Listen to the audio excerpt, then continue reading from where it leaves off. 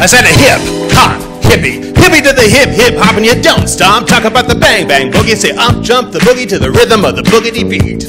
Now this is not a dress rehearsal, I'm the first one in the queue.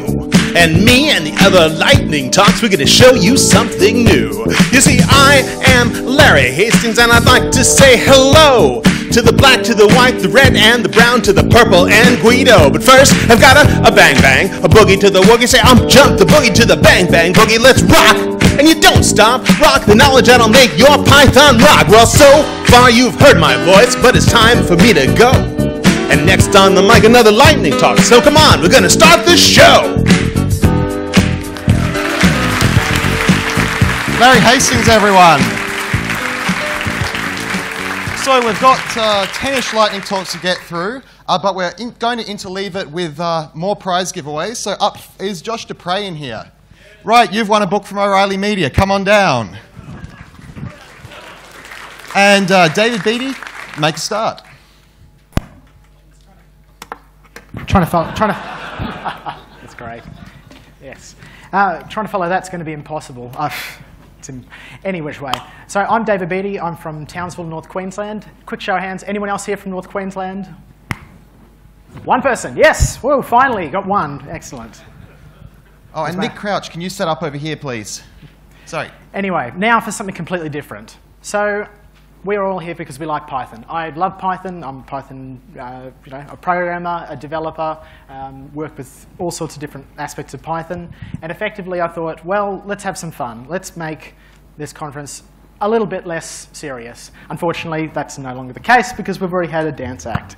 But anyway, it's Sunday, so let's be a little bit silly. So effectively, have you ever wanted to easily add references to your code, in particular Python? And have you ever wondered exactly how many references there are to Monty Python in Python itself? Let's find out. So effectively, things you might already probably know. Python's name is from Flying Circus. There's a great post from Guido. There's the link. Have a look at it. Other things like the Idle editor comes from Eric Idle, Cheese Shop. There's Cheese Shop Sketch. There's various different packages named Albatross, all sorts of different things, Cheese Wheels, and so on. There's various different, different sketches and comedian references all throughout the documentation, and also through the tests as well. And effectively, the long story short is that if you read through the original post, Guido initially underanalyzed the language's name because it's the first thing that came to his mind. And let's undo all of that right now. So here I am introducing a package called blancmange. If you know what a blancmange is, then you'll know it's a sweet, creamy dessert, and it was very popular in the UK in the 1970s. And it's the topic of much of episode 7, which is oh, you're no fun anymore. And so effectively now, this is a Monty Python analysis package for Python, which you can easily install.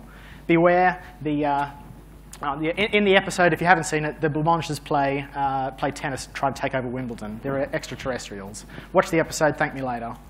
Effectively, yeah, so the code is quite raw. I started working it on Thursday night on a whim, and it comes with 5 different console scripts. For instance, the first one actually processes some HTML, HTML4, awesome, woo, with font tags and all that.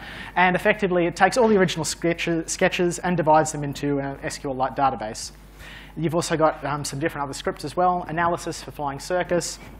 It's got, it actually tells you some interesting stats. 165,000 spoken words. Michael Palin says 24.3% of them. 500 sketches, 10,000 lines spoken, and almost 250,000 words in the whole scripts.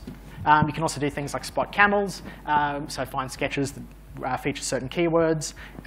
You can pick up random lines from Python, Monty Python that is, and you can even have them exported as comments, so you can actually just copy and paste them straight into your code. So go ahead, do that.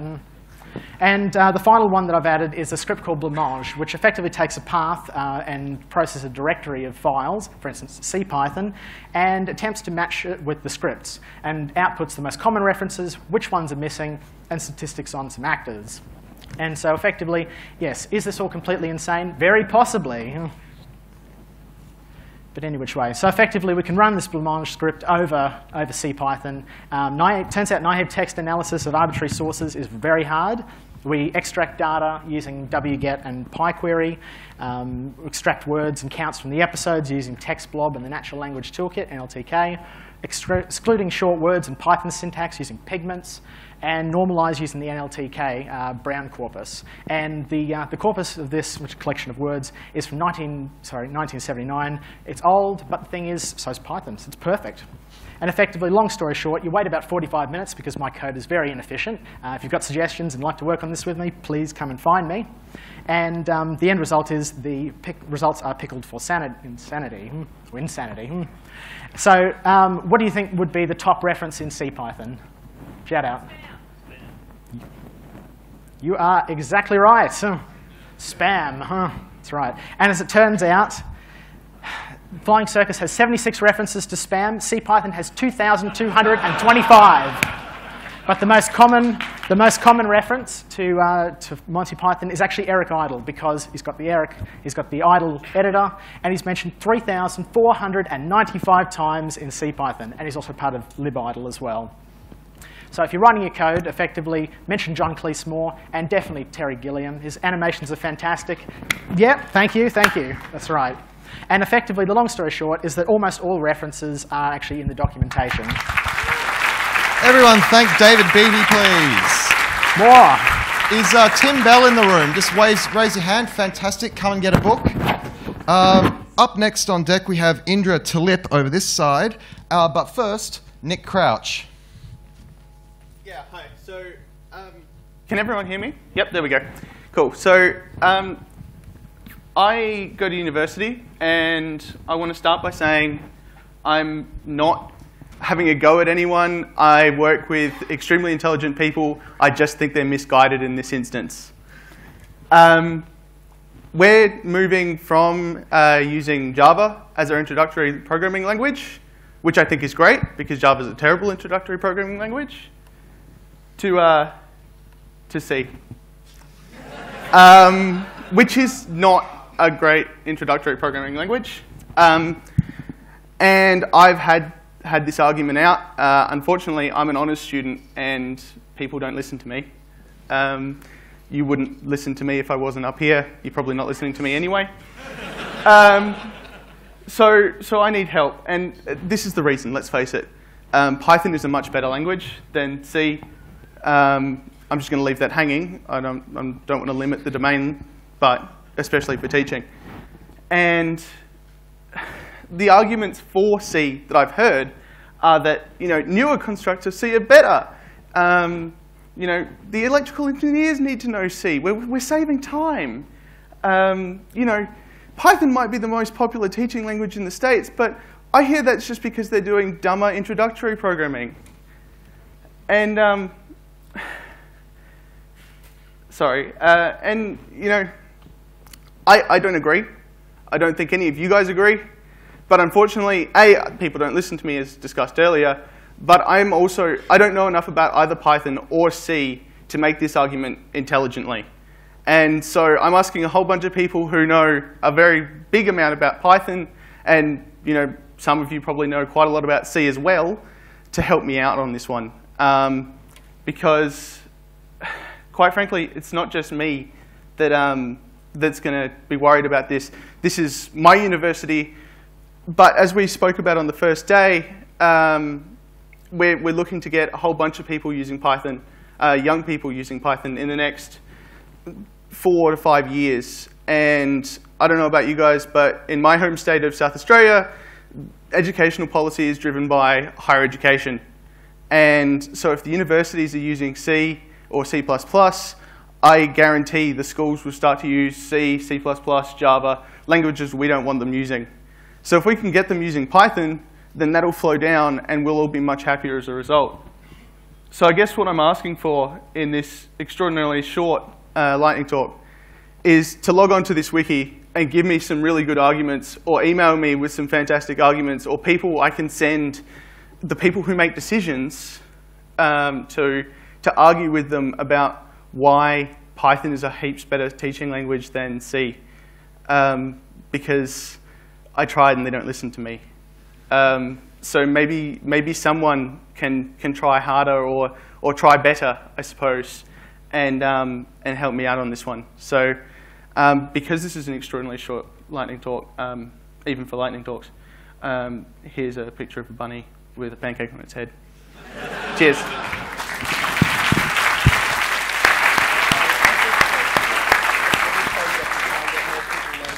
Universities is a good one, so do check that out. Do we have a Hashad Bhatia in here? Great, come and get a book. So up next on deck we have Tim Ansel on this side. Please welcome Indra Talib. Hello. So the first thing, I'm not Jim Baker. He gave this talk as a lightning talk at EuroPython a couple of weeks ago, and he has way more experience in this and knows what the hell he's talking about. I've shamelessly ripped off his slides because he licensed them as Creative Commons. Thank you. So I decided to do this because someone asked Nick Coughlin the question yesterday, when CPython does stuff, does that affect the other distributions or the other implementations? And they referenced PyPy and IronPython and not Jython. Is there a spare MIDI DisplayPort adapter that we could borrow, perhaps up here? So basically, Jython is currently aiming for 2.7. It's been aiming for 2.7 for a while now. The first alpha got cut February odd last year. It's currently at beta 3. I've been running it in production for the last 18 months. And I've actually only been submitting pull requests to the Jython project in the last 8 months. So I'm going to talk really fast and hope that you ignore the fact that I don't know what I'm talking about. So we're going to race through a bit of what Jim talked about. So basically, Java 7 is now the minimum version. That gives us a lot of new functionality that Java 7 brings to the table, like auto-closable, which makes it much nicer to work with. You can mix Python and Java types into the bases of your classes when you're defining them. There's now support for buffer and memory view. There's improved support in the console for the Chinese character sets and Japanese and Korean. You can do relative star imports, and there's been many, many, many, many, many other small bug fixes. And I swear I didn't modify these slides to include this, but the BZ2 support was mine, and it fixed all the regression tests in tar file.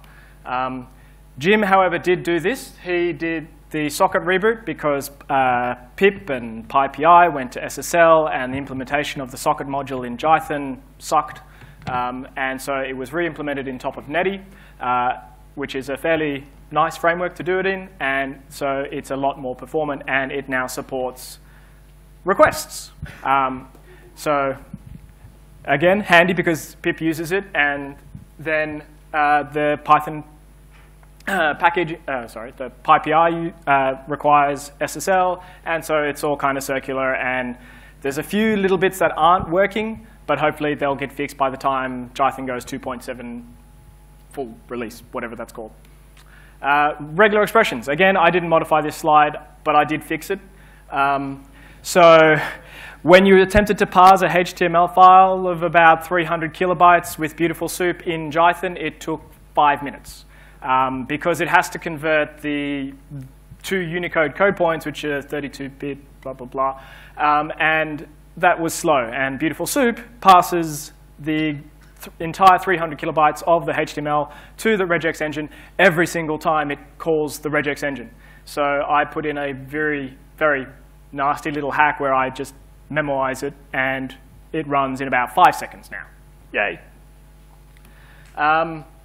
So there's a lot of other things in the Jython ecosystem that sit around it. They're deliberately kept out of the core so that they can continue to be worked on and evolved faster than what the core can, because the core tends to move very slowly. There's not that many committers, and it doesn't go very fast. So I'm going to try and race through some of these, and I have had nothing to do with them other than read them. So clamp allows you, Jython has always had a fairly good story about using Java from Jython. Or from Python, rather. However, using Jython or Python from Java involves a lot of boilerplate and nasty, nasty knowledge of the internals. 1 minute. Oh, crap. So that's Python using Java. This is Python telling it should be clamped. And this is Java now able to import and run a Python class. No, that's setup tools, building the jar file. This is Java using Python without having to use an interpreter and all the other rest of it.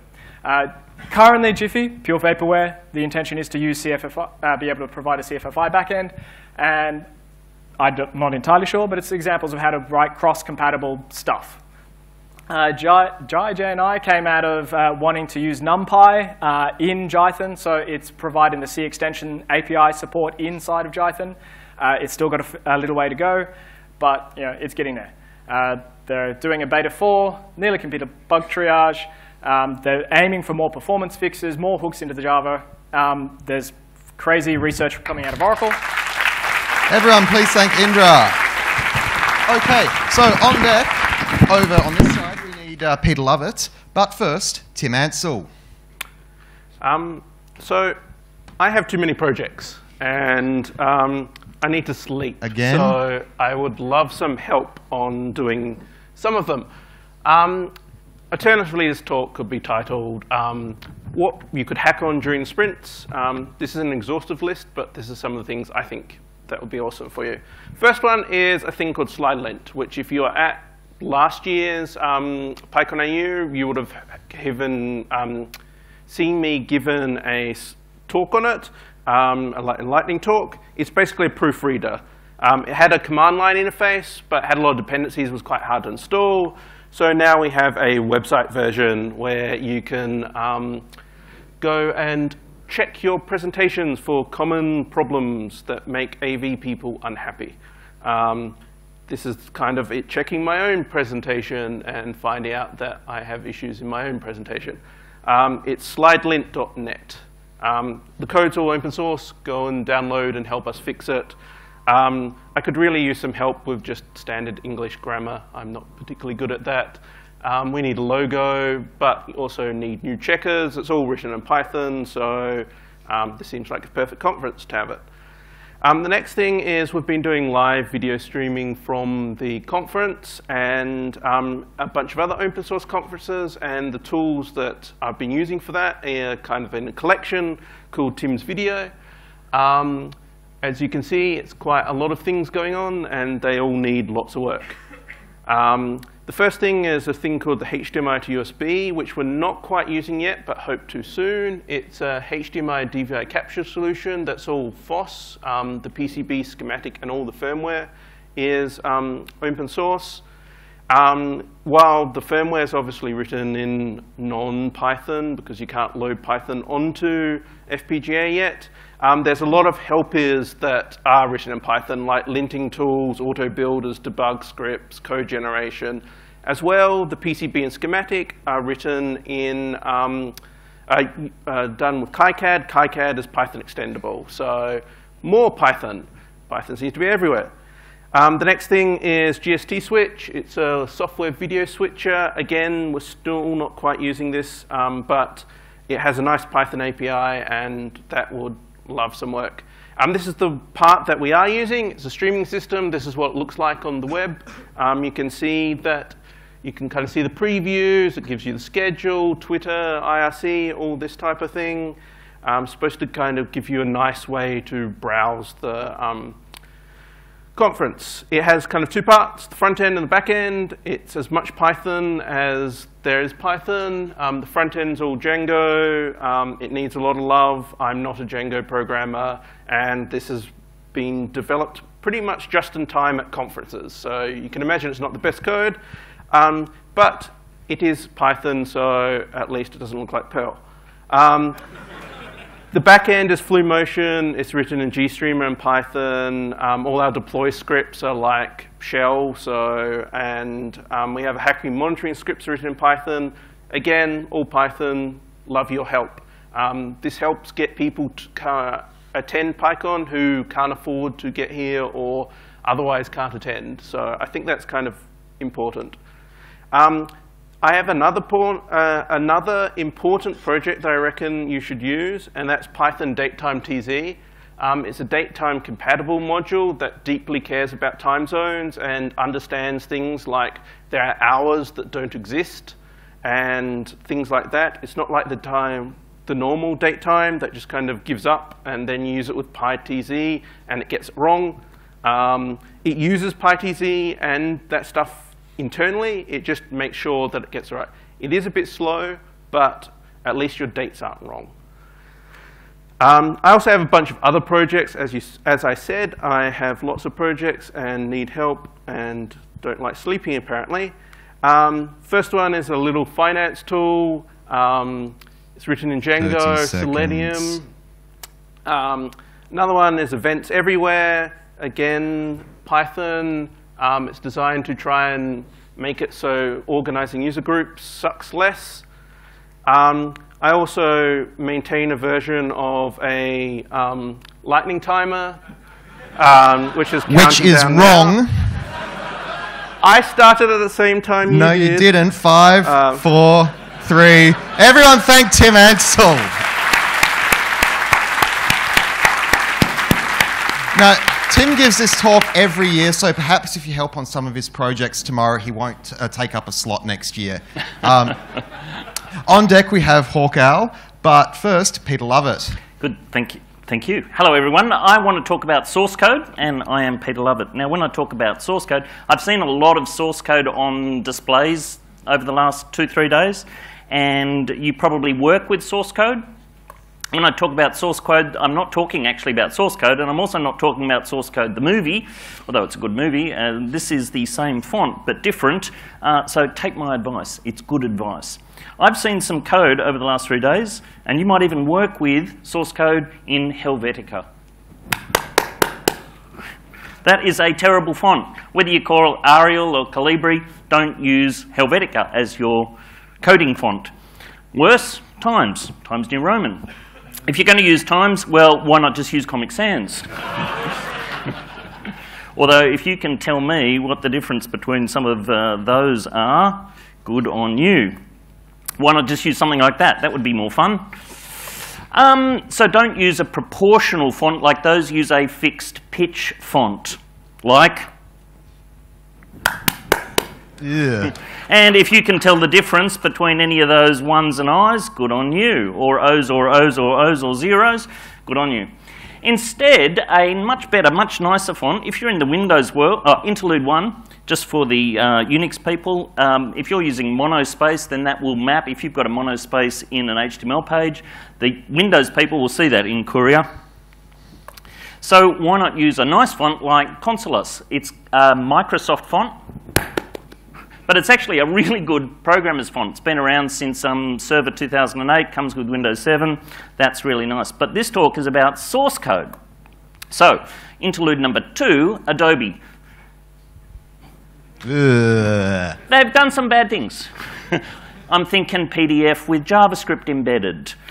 But they actually know fonts, and they do really good fonts. And they do a lovely font called Adobe Source Code Pro. It's a programmer's font. It's got marvelous distinctions between I, L, 1, pipe, 0, capital O.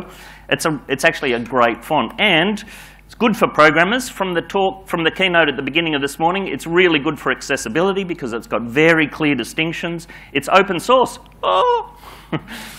A part of the open type system. It comes in variable fonts, OTF, TTF, SVG. If you want something that's a bit more bold but not quite as bold, comes in 6 different weights, so 6 different heavinesses. Platform independent, works on Windows, works on Unix, works on OS X, etc. That's where you can get it. Thank you. Everybody, please thank Peter Lovett. So on deck we have Eleanor Williams, but first, Hawk Owl. Hello? Is this on? Hello? Can we turn the lectern mic on over here, please? Hello? Nope. There you go. Oh, there we go. Okay, brilliant. Hi, I'm Hawk Owl. You've probably seen me before. I've been doing lightning talks and things. I'm the Twisted release manager. It's basically the only important thing I've ever done. I'm here to talk about Saratoga. It is a small API framework that runs on top of Twisted, and I discussed some of the ideas behind its creation earlier today at Building Better Web APIs. Basically, it makes your API out of implementations, which is a thing that does stuff, and definitions, which is what your API is. This is an example as a implementation. So for example, I'll just go into it. So everything is versions. Your API has versions. versions have endpoints, and these endpoints map to functions. Your functions then return data. So if we have a look at it, you'll see that there is the API, then it has a version, then it has an endpoint or a function, and then it returns data. And then then you pass it into Saratoga API with your API definition, which is JSON. So the simplest possible JSON is basically this. You have metadata, which is global across your API, which has, you can have like title and what versions you have. You then have, so you have versions which are both global and in each processor. Each endpoint, which is like a URL endpoint, can have multiple processors that span versions. So version 1 and version 2 can have the same processor, and then version 3 can have one. So that's where your JSON schema and all that is tied to. So if we have a look, you've just got your metadata, your endpoint. So yes, I do have a demo. It's of Twino DNS, which is a replacement for the Lino DNS thing, schooling them on how to do it. It is built on top of Saratoga Twisted and JSON schema. It's not live because I've learned. So for example, we're just using user password here. We go and do it. You get nothing. We then do some stuff, and we create a domain. We then look at it again. It comes back. We look at the A records under it. There's nothing because we haven't put anything there yet. We put an A record there. We query it, see that's there. And then we can query it, and it actually comes out on a real DNS server. So all of that was done in about, so you can see that it's actually come out. So all of that was done in about 320 lines of code and about 247 lines of JSON schema. That is, all of the stuff you saw there was validated both on input and output, and it makes sure that everything is what it should be. So IPv4 or v6 addresses, you won't return anything else, and most of the code is just wrangling with databases and things like that. So yes, that's basically short and end of it. So you can get it on my GitHub, and there's no docs, so yell at me until I make some. That'd be nice. Thanks.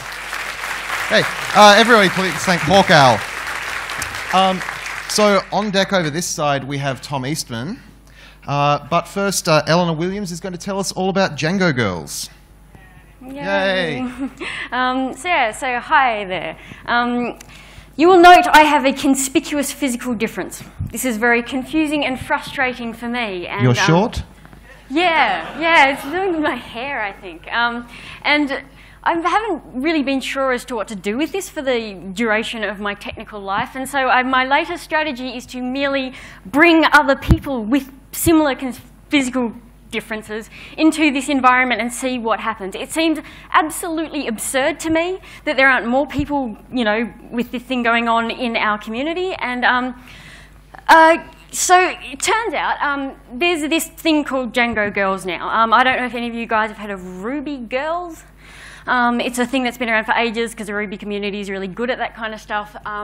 But the two Olas who organised, I don't know if you guys heard of DjangoCon in Europe a couple of years ago, the one with the circus, that was really, really crazy successful and really good in one of those legendary conferences. It was organised by these two chicks, Ola and Ola, and they had this brainwave this year to do this thing called Django Girls. It's a brand spanking new invention. They only decided to do it a few months ago, and basically it's based on the Ruby Girls model, but done by us, so it's going to be better.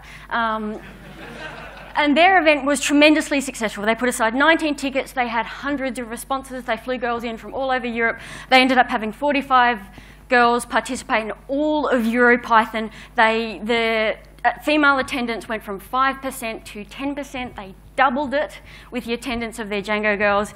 I saw them put this up like a couple of weeks after they announced it. It was like 5 weeks out from this. And I looked at it and went, oh yeah, that's cool. And then I thought about it, and then we were at our user group meeting, and I'm like, oh, I should run one of those here. They've already done all of the hard work. Like, they're really talented and powerhouses and stuff. So I went and copied their entire format and decided to run it here with a very short lead time and a very, so like I was kind of scraping away to try and get people and things organised, and I'm very grateful to Clinton for accommodating us and stuff like that. And so we've pulled together an event here too. I wasn't the only person who contacted them. They have since had 50 in like 6 weeks. Cities contact them to run other events. 16. We are event number 2 here in Australia. There are 16 other events on the card that are going to happen. There's one in Argentina that's already on the way. And so basically, the people are willing. And all of us have had the problem of a massive overpopularity. That was a problem for me. I had the very interesting problem. Everything was working, and then I had way too many people apply. And I didn't really know what to do about that because I really didn't want to turn anyone away. So what I'm doing is I am running for, that was aimed at women who never programmed before. We had this other interesting problem where everyone who came to us, 50% of them were really high-profile programs. That was a thing. So we're going to turn up to the sprints tomorrow. So we're having half a day of Django Girls, and what I hope to do is introduce these people to open source, like that's my shtick. So tomorrow, we're going to turn up in the middle of the sprints. I'm going to bring a big pile of other strange-looking people, and I'm asking something of you people, a favour. I am asking you to do the hardest thing you'll be asked to do at this conference, and probably the hardest thing in the whole entire world. I am asking you to come up to us and say hello if you're a project leader or involved in a project. I want you to think about tasks, very specific tasks that these people can do. When I asked everyone, I said, oh, do you want to be involved in open source, by the way? Do you know what that is, right? And every single attendee said, yeah, and 90% of attendees went, yeah, but I have no idea how. 1 minute. I'm like, well, all we needed to do is ask. So please, when we turn up, invite people along to your table to, come check something out. If you have something really specific that somebody can do, that would be awesome. I hope to do this again. I hope to do it again next year and be better organised and be able to invite everybody and be able to facilitate a larger number and all different kinds of people and introduce all different kinds of people. Anybody, any female with a good grasp of English can learn to program and should be part of our community, because there's a stigma amongst women that it's a boy thing, and that's ridiculous. So, thank you. And if you want to run something like this, contact me, because I want this to be part of sprints and I want it to be a thing. So, everyone, please thank Eleanor Williams. It's a fantastic initiative, Django Girls. On that note, we have underneath this bubble wrap here a print from the Two Scoops Press, drawn by one of our former keynote presenters, Audrey Roy, on logging levels in ice cream for Django. Is Elizaveta Konovalova here? Fantastic. Come and get this. This is yours. So on deck we have Josh Bartlett, but first, Tom Eastman. Hi, I'm Tom. I'm one of the organizers of Kiwi PyCon 2014. And here are apparently 5 reasons you should come. I need to preface this by saying I don't know what these reasons are. These slides were emailed to me earlier today, and I don't know what's on them. So I hope they're good reasons. And I want us to come up with a better reason for each one. So reason 1, it is just over the ditch in beautiful, sunny, windy Wellington. Not far, honest. We can do better than that. There is nothing more exciting in the world than landing at Wellington Airport. You haven't lived until you've landed at Wellington Airport. So we have reason 1A. Come for the flight. Stay for the stable ground when you land. Oh, earthquakes. Never mind. Number 2, meet lots of your fellow Pythonistas. That's also true, but I want them to meet you too.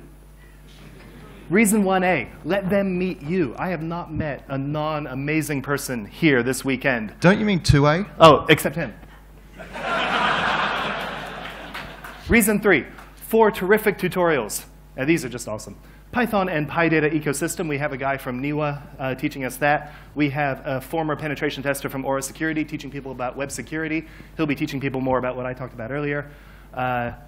Deep dive into understanding human language with Python. Natural language processing in Python. That's cool.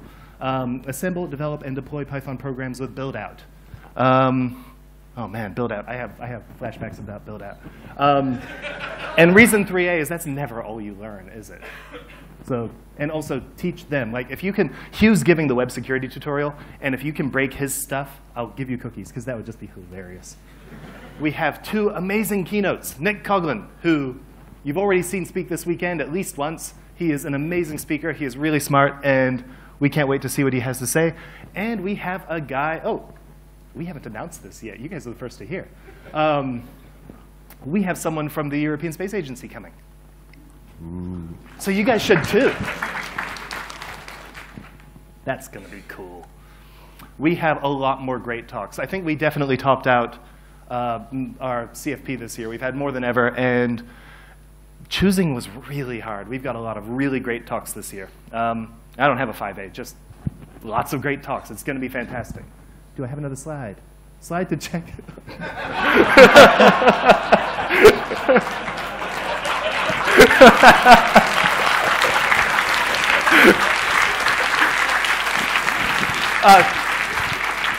She missed one really important thing, kiwi.pycon.org. Kiwi.pycon.org. It's really that easy to remember, kiwi.pycon.org. Yes. It rolls off the tongue. Try it, kiwi.pycon.org. nz.pycon.org also works. Shush, kiwi.pycon.org. Thank you very much. Right, so Josh Bartlett is going to be our last lightning talk presenter, but I'm going to try something different after him. People who are planning on leading sprints, so representing projects who'll be sprinting tomorrow, if you could prepare 30 seconds worth of spiel about what you'll be sprinting on tomorrow and line up there and present it after Josh, that will be fantastic. Over this side. And hopefully it's not just Russell. But Josh Bartlett, start. All right, so I'm Josh Bartlett, and I thought it would be fun to introduce you to a little bit about generators in Python. You probably already know a bit. It's a fun language feature. I thought I'd just help explore what generators do and what you should not do with them.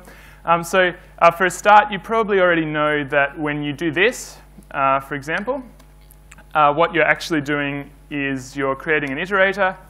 You're calling next on that iterator. You're calling next on that iterator again until it raises stop iteration. So that's probably something that you're already aware of. You probably also know that you can create these things called generators using the yield keyword. And in a similar way, you can iterate over them. So if I create an iterator from it, call next on it, it returns the first yield, the second yield, the third yield, so on, and then finally raises stop iteration. So that's how it works when you loop over it. Some fun things that you may not be aware of with generators. So as of Python 3.3, you can actually push values back into these yields. So here you go. I've got some yields and assigning the yield to a variable. What's that going to do? OK, so I create an object just to prove to you that I don't have to call the iter function. Iter of g is g. So if I call next on g, our flow has continued to the first yield where it says 3. What I'm going to do is instead of calling next on it again, I'm going to call this function called send. What that's going to do is it's going to put this number 5 back into the function as x. So you actually have two-way communication with these generator functions. So I can send, so you see I've got 10 back out. That's because x was 5 times 2 is yielded in the second yield. That's what I get out. Send a 3 back in. I get 3 plus 5 is 8. So that's all well and good. What if I do something like this? OK, so you might think that the yield statement could never possibly raise an exception. You would be wrong. So I'm going to create a generator from this. And I can just do a normal next, and I'll get none out, do next again. Oh, look, I've got 20 minutes of battery. That's good. I'm not going to be talking for 20 minutes. All right, so I get stop iteration. That's all well and good. But if I were to call next to get to that yield statement, and instead of calling next again, oh, what's this function called throw? What should I throw? A 0 division error? Yeah, let's pretend you divided by 0. So you'll notice above the stop iteration, we have this nice try. That's because we hit the accept block of the generator. So that's good fun. Another thing that you might not be aware of in Python 3.4 is that 3.3 and 3.4 is that you can actually return things from generators. That's odd. But if I call that function, that hasn't returned 8. It's returned generator. So the way that this works is when you call next on it enough times, the stop iteration actually has this 8 on it. That's the value I've returned. How bizarre. What's that actually useful for? I'm glad you asked. So there's this thing called async IO. This is something that those who came to my talk will have seen. I'm not going to run this, but you see it's actually useful to be able to yield things as well as returning things from the same function.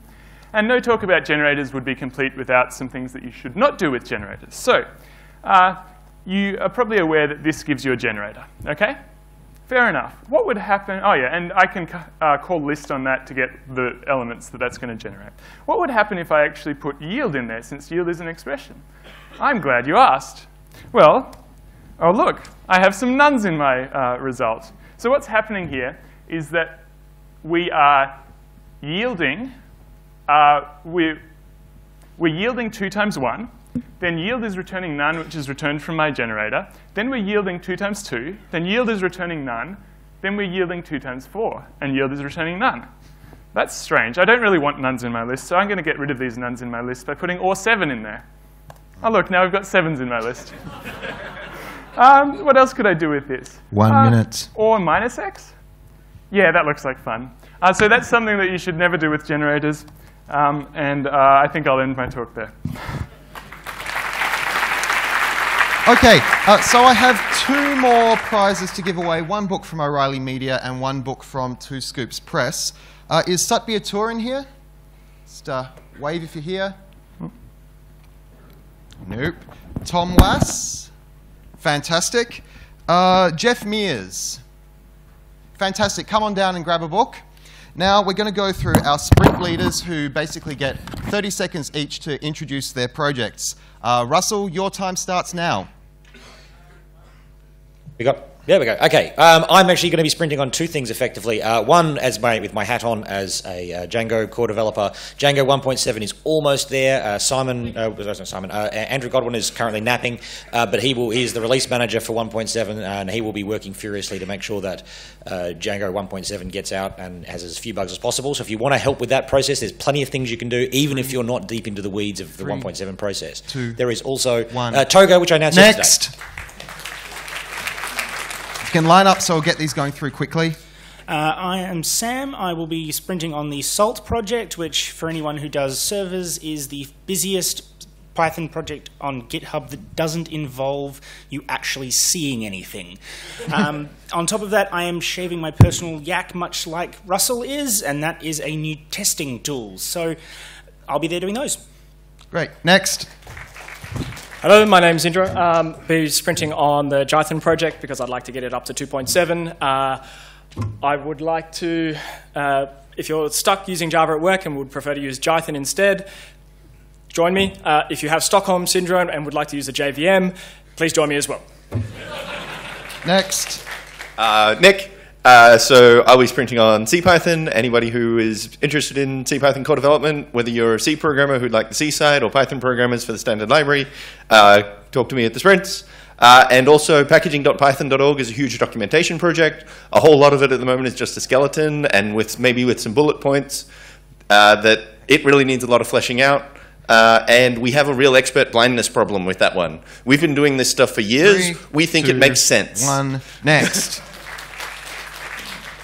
Hi, I'm Ed. I'll be offering help with porting to Python 3. So if you'd like to port anything open source to Python 3, then come along and we can all help each other and learn from that.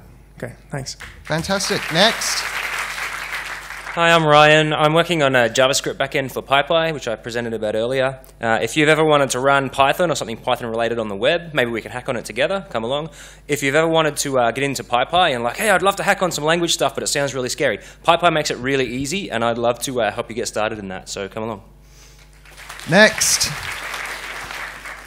Hi, my name's Brianna. I'm going to be doing some work on PyTest, which is an excellent testing library that you should probably use. And I'm going to have a bit of a look at SciPy. I recently filed a bug on SciPy for something really trivial, and they were really excited and got back to me really fast. So I think there's a lot of low-hanging fruit, and they'd be really keen to get contributions if you are using NumPy and SciPy. Could be a good place to start. Fantastic. Next. Hello, I'm Chris. I've developed Easy Thumbnails, which I'm sure a lot of you have used, or Saul Thumbnails. I helped out with a lot of that project as well. So I'm starting it from scratch again because it's a fun thing to do. So if you'd like to see an even better implementation of that, then talk to me. Next. Hi, my name's Anita, and I work on OpenStack, and there's a number of us here going to be gathering. We haven't exactly talked about all the things that we want to sprint on. We're just going to agree to gather. Personally, I'm going to be working on changing comments in our Tempest test suite back to docstrings. So that's very low-hanging fruit for anybody who wants to join me on that. And I also know that at least Matt is working on Alembic and SQL Alchemy. Okay, thanks very much. Thank you very much. Next. Hi, Nick here. This morning's accessibility talk made me think I could put a simple package together to do some graph to text, to briefly describe a 2D graph as text strings for use in various projects. Also, maybe I'll play with my Sucks thing to make it closer to version 1. If anyone's interested, they can help. Right, so hopefully that's given you some sort of idea about what you might be able to sprint on at the sprints, which start tomorrow and will be upstairs here at the Convention Centre. So that's the end of the lightning talks. Please thank all of our presenters. And now